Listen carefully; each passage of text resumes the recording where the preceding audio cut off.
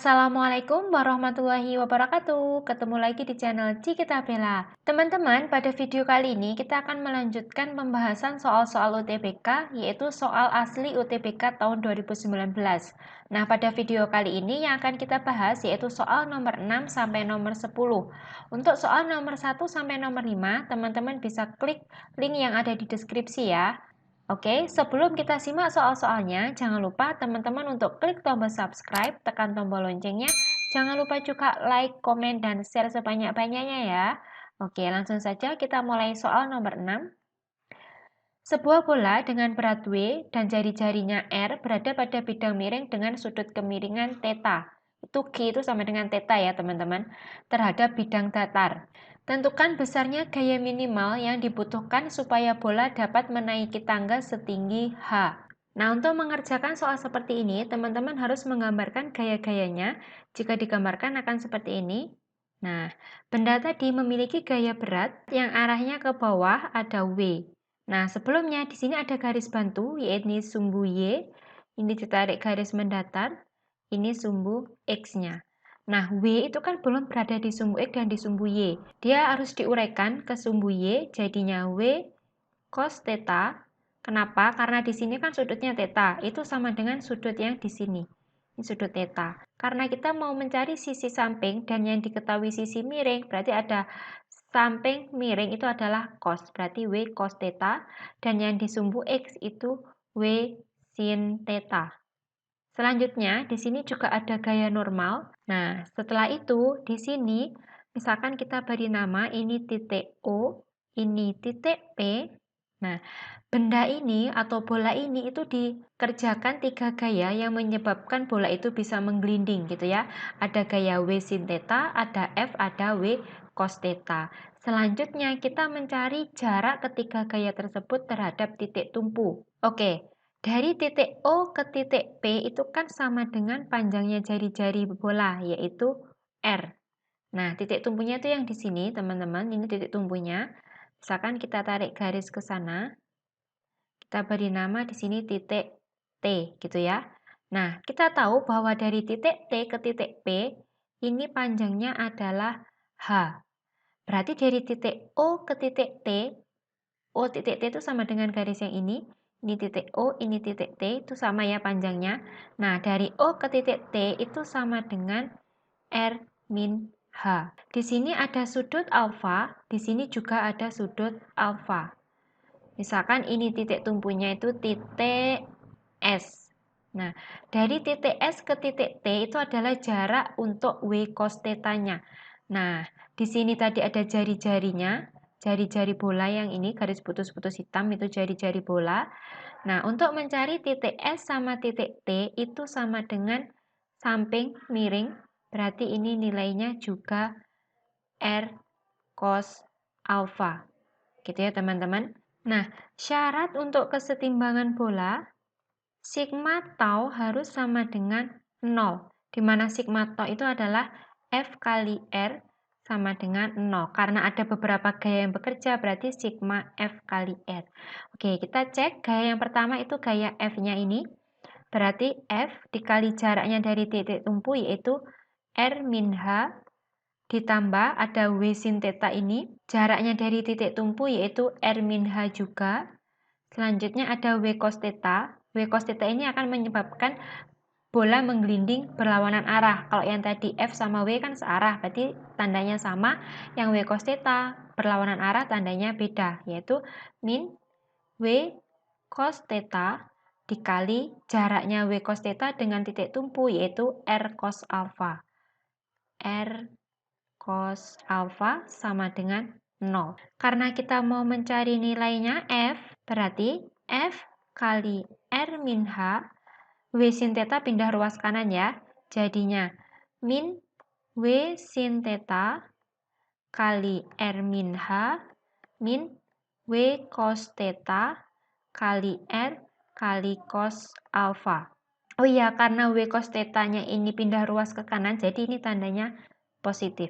F sama dengan, berarti ini W cos θ kali R kali cos alpha dikurangi W sin θ kali R min H per R min H gitu ya. Tadi ini R min H-nya pindah ke bawah R min H. Nah, selanjutnya sebenarnya seperti ini sudah boleh, tapi kita cek apakah di jawaban belum ada. Kalau belum ada, bisa kita uraikan lagi, kita sederhanakan. Di sini ada W, di sini juga ada W, bisa kita keluarkan. W kali R cos theta cos alpha min R min H kali sin theta per R min H. Kalau seperti ini kira-kira sudah ada jawabannya apa belum? Sudah ya teman-teman, jawabannya yaitu yang D. Nah, berarti jawaban dari soal ini adalah yang D. Oke, kita lanjut soal nomor 7. Suatu jenis fluida dialirkan melalui sebuah pipa mendatar yang panjangnya L dan luas penampang ujungnya sebesar A.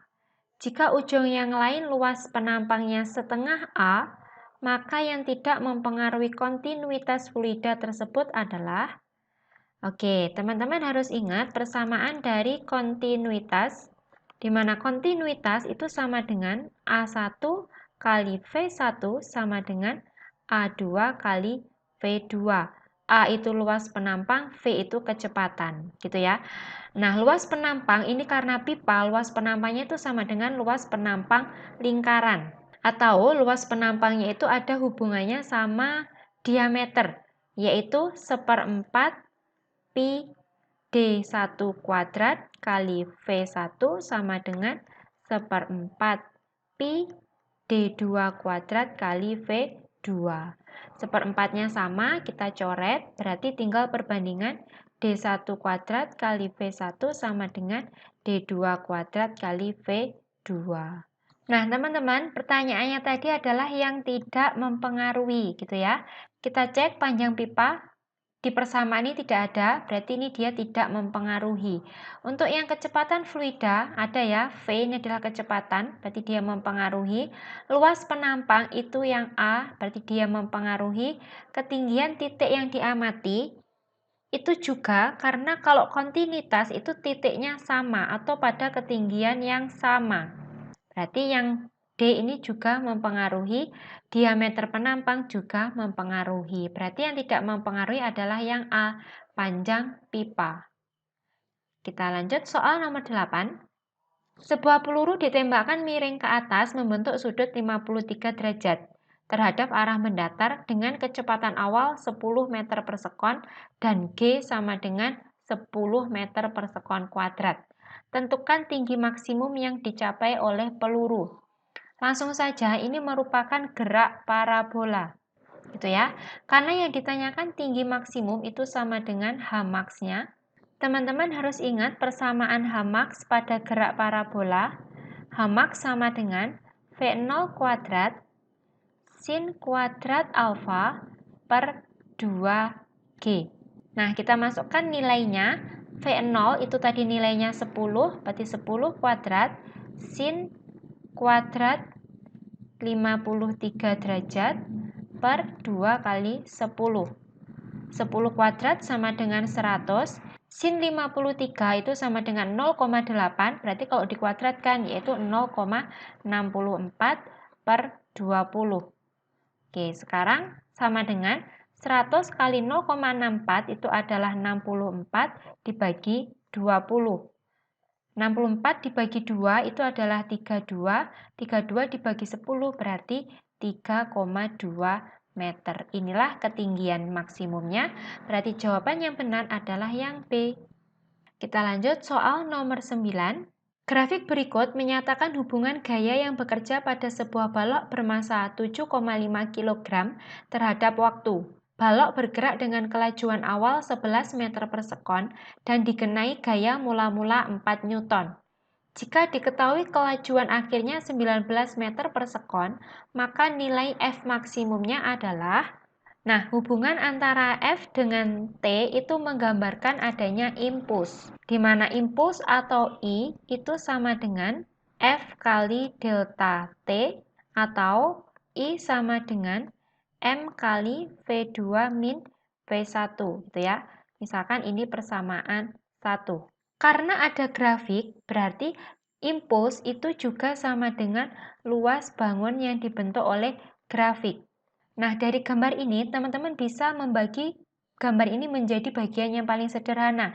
Misalkan, di sini, ini, misalkan luas yang satu, terus yang besar ini luas kedua. Nah, berarti impuls I sama dengan luas trapesium 1 ditambah luas trapesium 2. Nah, teman-teman harus ingat luas trapesium itu sama dengan jumlah sisi sejajar atau A plus B per 2 dikali T, gitu ya. Kita lihat yang luas benda 1, berarti A-nya itu dari 0 sampai ke 4, berarti ini 4, ditambah ini dari 0 sini sampai ke Fmax, berarti panjangnya adalah Fmax per 2 dikali tingginya dari 0 sampai 2, yaitu 2.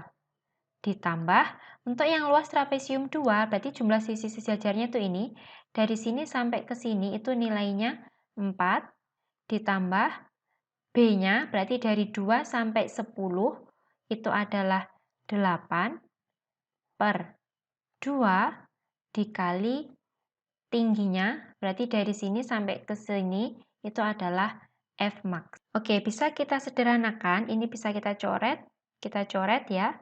Nah, ini ada 4 ditambah 8 itu sama dengan 12. 12 dibagi 2 hasilnya ini adalah 6 Fmax. Berarti 4 ditambah Fmax ditambah 6 Fmax. Berarti I sama dengan 4 ditambah 7 Fmax. Kita misalkan ini adalah persamaan kedua. Nah, selanjutnya kita substitusikan persamaan 1 ke persamaan 2. Oke, karena ini sama-sama impulsnya, berarti bisa kita tuliskan M kali V2 min V1 sama dengan 4 plus 7 Fmax. Sekarang kita masukkan nilainya. Masanya tadi 7,5, V2-nya adalah 19, min V1-nya 11, sama dengan 4 ditambah 7 Fmax. Nah, sekarang kita kalikan 7,5, 19 dikurangi 11 itu sama dengan 8, sama dengan 4 plus 7 Fmax. 7,5 dikali 8 itu sama dengan 60, sama dengan 4 plus 7 Fmax. 4-nya pindah ruas, jadinya 60 min 4 itu 56, sama dengan 7 Fmax. Berarti Fmax-nya sama dengan 56 per 7, yaitu 8 Newton. Jawabannya berarti yang A, 8 Newton. Kita lanjut soal yang terakhir, nomor 10. Sebuah beban bermassa M yang diikatkan pada ujung kanan sebuah pegas dengan konstanta pegas K diletakkan pada lantai datar dengan ujung pegas di sebelah kiri terikat pada dinding. Beban ditarik ke kanan sampai ke titik A yang berjarak A dari titik setimbang dan kemudian dilepaskan hingga berosilasi. Setelah dilepas, beban bergerak ke kiri melewati titik setimbang dan berhenti sesaat di titik B pada jarak B di sebelah kiri titik setimbang. Andaikan lantai kasar dan sampai di titik setimbang energi mekanik berkurang sebesar E, usaha gaya gesek dari titik A sampai titik B adalah, oke, perlu kita ilustrasikan gambarnya, kalau digambarkan nanti jadinya seperti ini. Nah, dari gambar ini, dari ilustrasi soal, itu berarti benda melakukan usaha di mana W sama dengan F kali S, W sama dengan delta E atau perubahan energi. Dari titik A ke titik O, benda mengalami perubahan mekanik sebesar min E. Karena tadi kan di soal dikatakan dia berkurang. Berarti EK-nya sama dengan min E, perubahan energi mekaniknya. Nah, tanda E negatif itu menunjukkan energi berkurang atau perubahan ke arah yang lebih kecil, gitu ya. Maka besar usaha dari titik A ke titik O yang disebabkan oleh gaya gesek adalah, berarti kita tinjau usaha dari titik A ke titik O sama dengan F gesek dikalikan A. Ini persamaan 1. Terus usaha dari titik A ke titik O itu sama dengan min E. Ini persamaan kedua. Terus besarnya usaha yang dilakukan dari titik A ke titik B itu sama dengan F gesek dikali A plus B. Gitu ya. Kan rumusnya tadi F kali S. Dari titik A ke titik O itu jaraknya A, berarti F-nya FG, S-nya diganti A. Terus dari titik A ke titik B, di sini ada bekerja gaya yaitu FG. Jarak dari titik A ke titik B berarti kan A plus B. Nah, gitu ya teman-teman. Sekarang kita bandingkan antara WAB dibanding dengan WAO. Sama dengan WAB-nya tadi F gesek kali A plus B. WAO tadi persamaannya FG kali A, gitu ya. Di sini ada FG, di sini ada FG, kita coret. WAB yang akan kita cari nilainya berarti tetap WAB. WAO tadi nilainya min E, sama dengan A plus B per A. Berarti nilai dari WAB, usaha yang dilakukan dari titik A ke titik B, sama dengan min E-nya pindah ruas ke kanan jadi min E dikali A plus B per A. Nah, inilah jawabannya. Berarti untuk soal ini, jawaban yang benar itu adalah yang B. Nah, demikianlah pembahasan soal-soalnya. Semoga bermanfaat. Wassalamualaikum warahmatullahi wabarakatuh.